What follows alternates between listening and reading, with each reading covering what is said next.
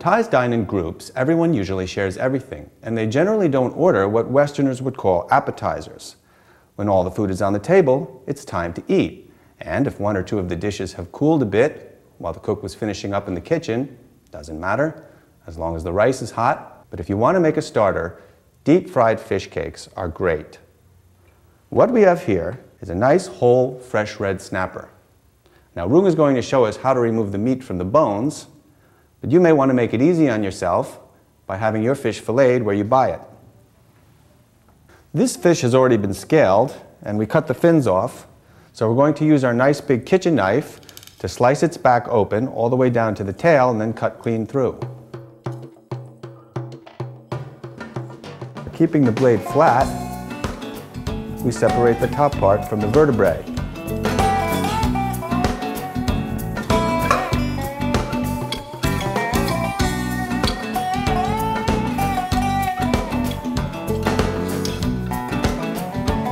And making a cut behind the fish's head, we can remove a nice big piece from the top.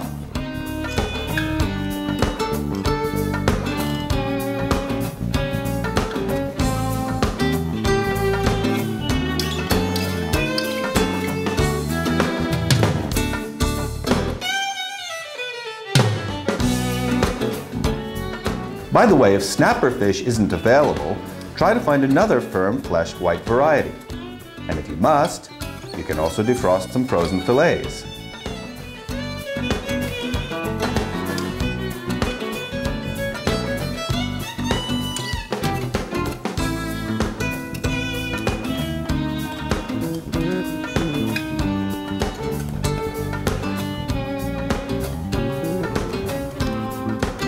So when Rung has removed both pieces, top and bottom, she's simply separated the meat from the bones.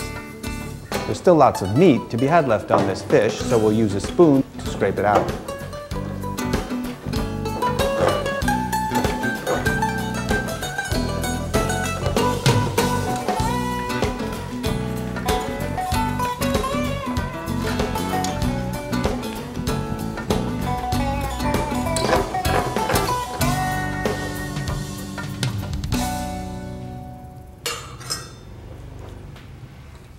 And we use the same technique to scrape the meat from the first of our fillets.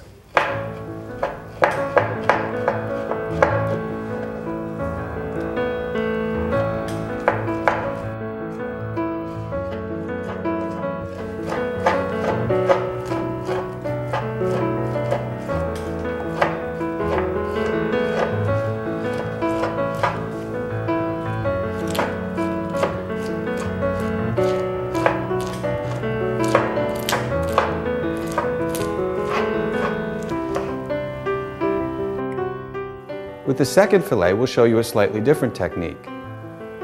We'll use the knife to skin the fish and then cut it into bite-sized pieces, which is what we would do if we were going to use it in a soup.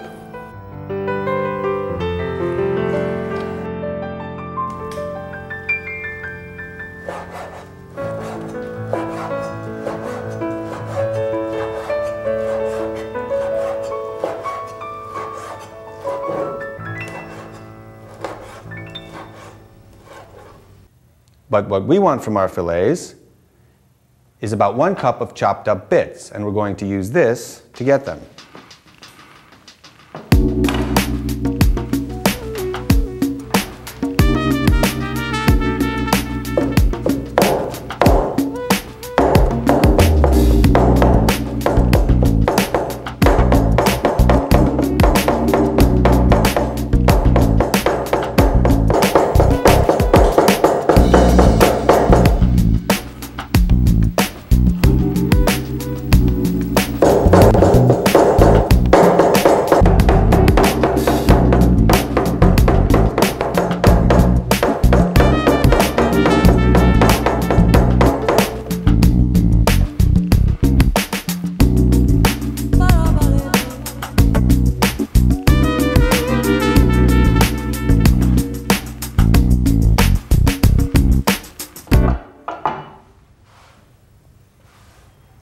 Now, we could have used a blender or a processor for this, and if we were making fish cakes for a whole lot of people, we probably would have.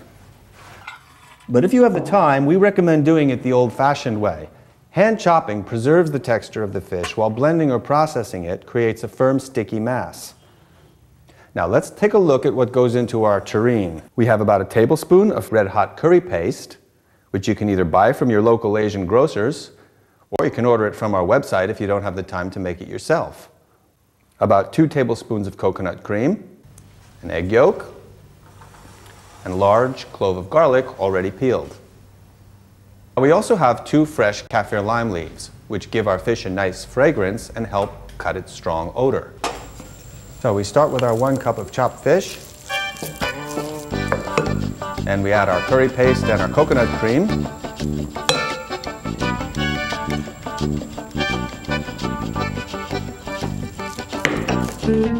And our egg yolk.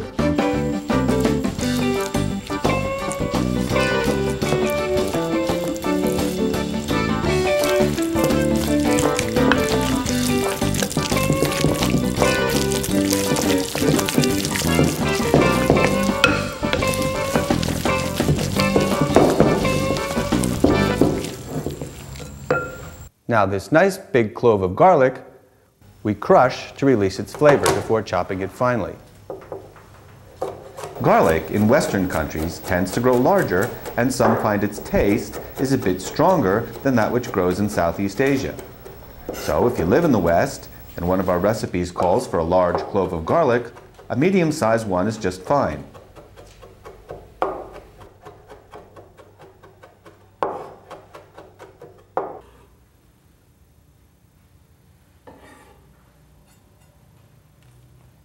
Before we chop our kaffir lime leaves finely, we have to remove the stems.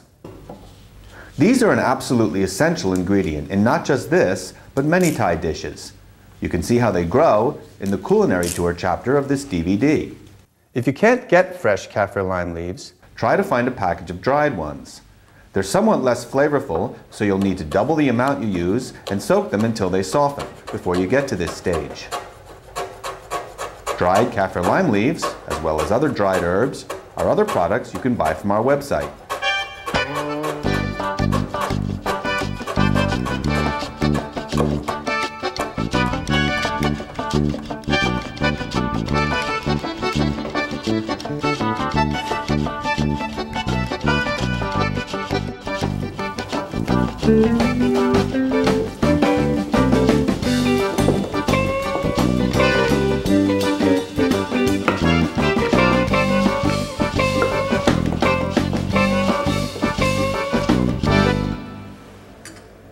Next, we season our mixture with 2 teaspoons of fish sauce.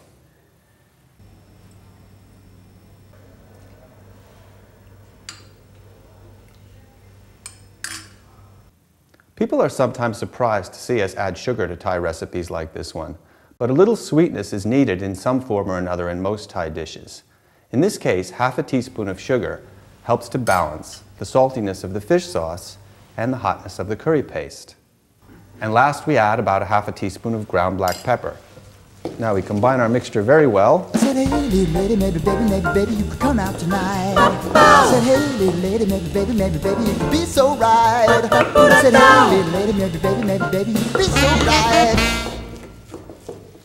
Next, we marinate our mixture by covering it with plastic and putting it in the refrigerator where we'll keep it for at least 2 hours.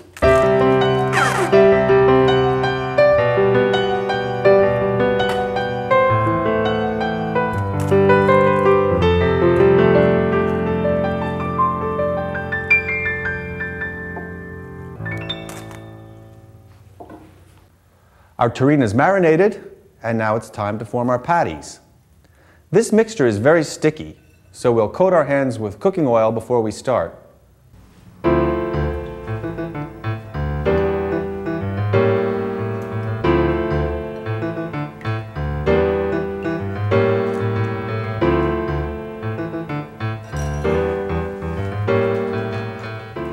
We're going to use about 1/4 cup of the fish for each patty.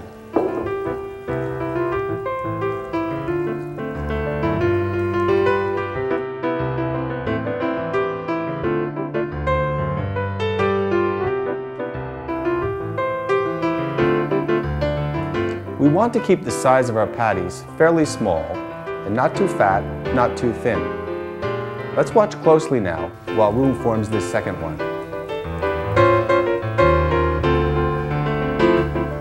If you want to stretch your fish to go a little further, one technique is to add some long green beans, chopped into little lengths of just a few millimeters.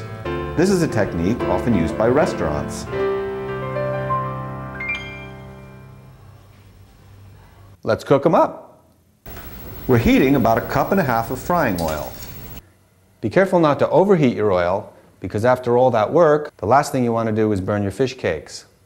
One way to know if your oil is hot enough is by sticking a toothpick in it. If that produces bubbling, you're ready to go.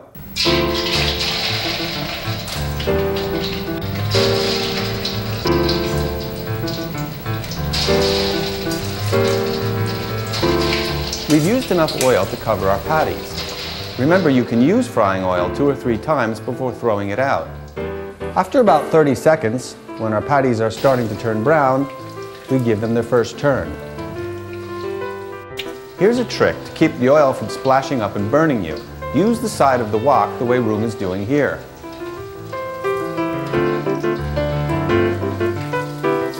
We'll cook these for about 3 or 4 minutes until they're nice and golden brown, turning them often along the way.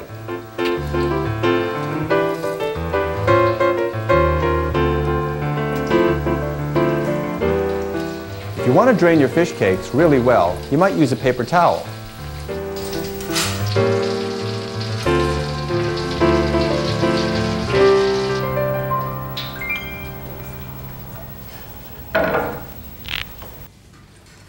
We prepared some goodies ahead of time along with 2 kinds of dipping sauces, which you could probably make yourself, but most cooks and restaurants find it much easier to buy them in bottles. If you'd like to learn to make simple and beautiful food carvings like this tomato rose, we have a video that shows you how. We garnish fish cakes with deep-fried dried garlic, coriander sprigs, and strips of fresh red chili.